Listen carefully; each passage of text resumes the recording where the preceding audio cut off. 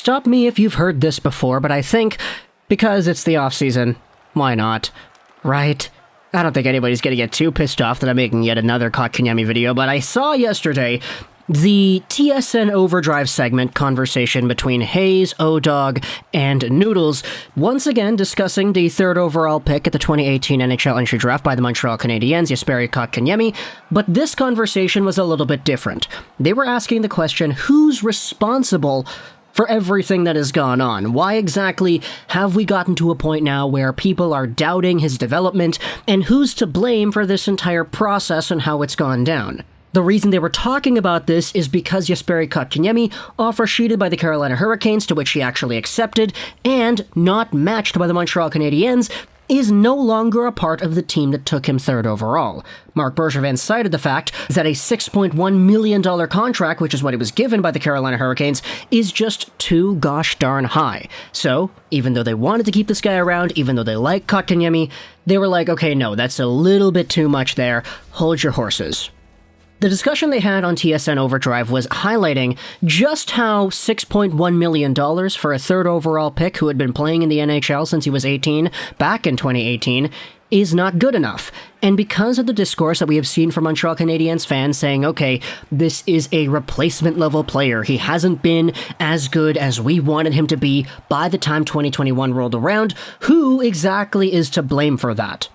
Their conversation was pretty interesting because they had three different hosts, all with different opinions on the matter. Now, I know modern, conventional sports talk TV's kind of done that way, specifically with all the personalities not really having the same opinion, mostly because they don't want to make shows where everybody on the show is agreeing with one idea. They want to have different ideas out there to open your minds as a viewer as to which host you actually identify with more.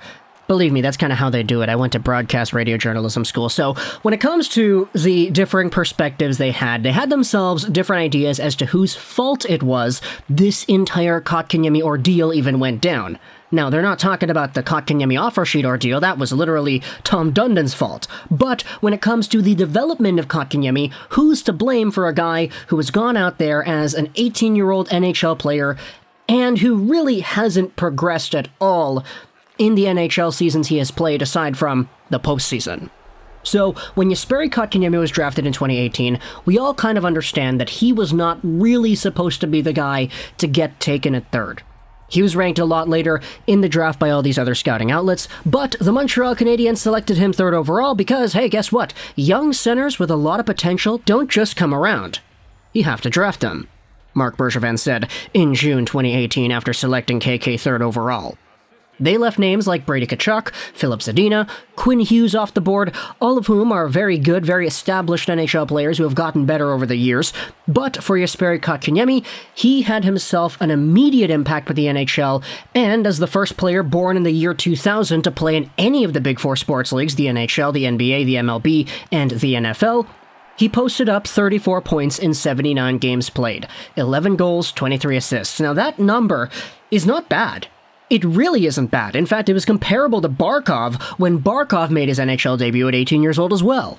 So a lot of Canadiens fans are like, wow, we're going to go out there, we're going to get Barkov. This guy's going to progress in the same way that Alexander Barkov did. He is one of the best shutdown centers in the entire National Hockey League today, and if the Montreal Canadiens are going to get that guy in a few years, that's going to be fantastic. Add to that on Nick Suzuki, have yourselves that guy that they acquired in the Pacioretty trade, and things are going to be great when Suzuki Kotkaniemi or Kotkaniemi Suzuki is your 1-2 punch down the middle. But as time went on, and we've talked about this before, they didn't really progress much with KK. He had a really bad next year, 8 points, 36 games played, and the year after that, which was this recent season, he had 20 points in 56 games played.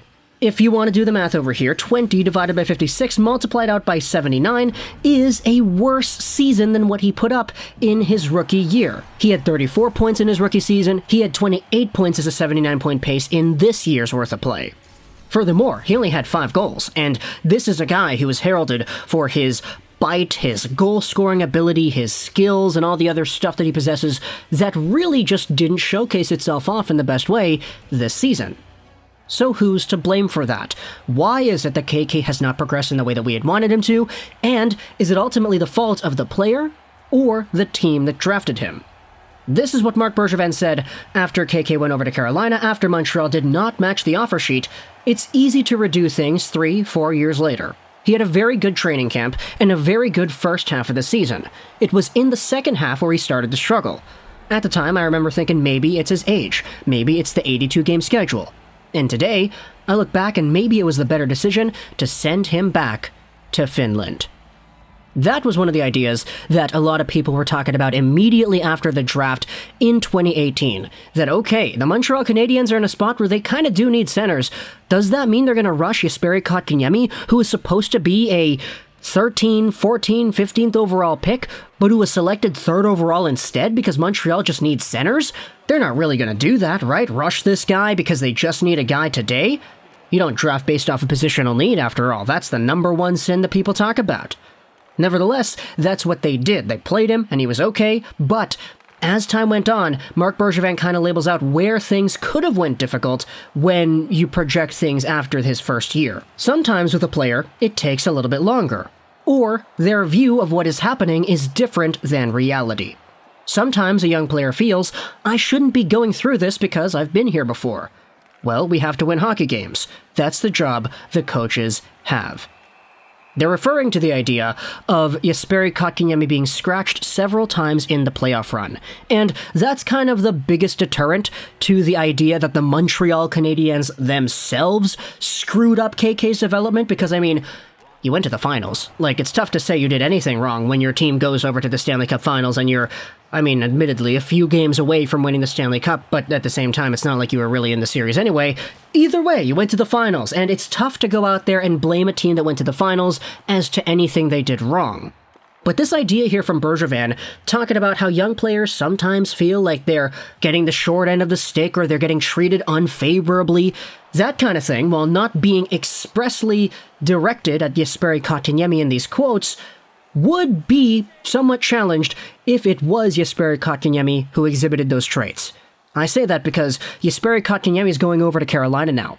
And they talked about this on Overdrive as well, but when you play in Montreal and you're the guy who in the playoffs scores a big goal here or there, the city is going to praise the heck out of you. Montreal, as we've noted from Kovalchuk, from Toffoli, from all these other guys that have made themselves homes in Montreal over the past few seasons, the city knows and loves their hockey. You are a celebrity there. It's Montreal, for crying out loud. You walk down the street, people are going to know it's you. When Jesperi Kotkaniemi goes over to Carolina, he is no longer going to be that guy in public. It's not like he's going to go to the grocery store and be recognized because people know he's a hockey player.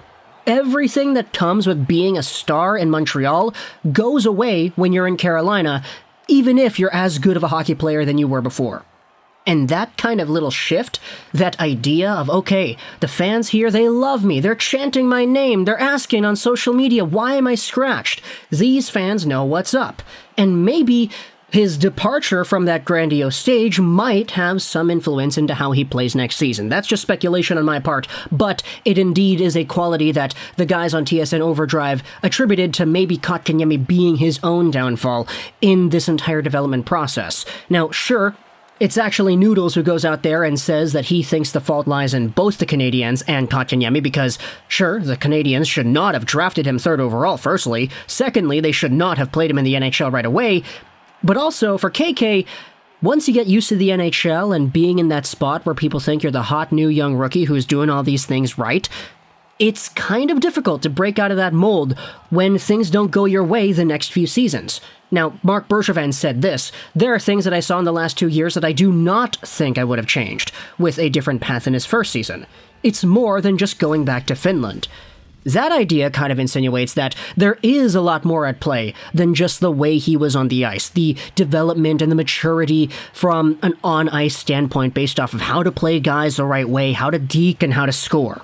Temperament and character are a very big part as to how prospects develop in this day and age, and the way these quotes are laid out by Bergevin, I mean, we went over these quotes a few days ago when they initially came out, but like, reviewing it now, it feels a little bit more different, I guess, especially after listening to that TSN Overdrive thing where the guys on the show discussed the comments a little bit more in detail. So, Jesperi Kotkaniemi, what went wrong in his development with the Canadiens? Would you change anything if you were Marc Bergevin? Talk to me in the comments. What do you think about this entire idea over here? It is a big, meaty topic, so I'm looking forward to seeing some great conversation in the comments below. But I hope you enjoyed this Rumours 9, and bye.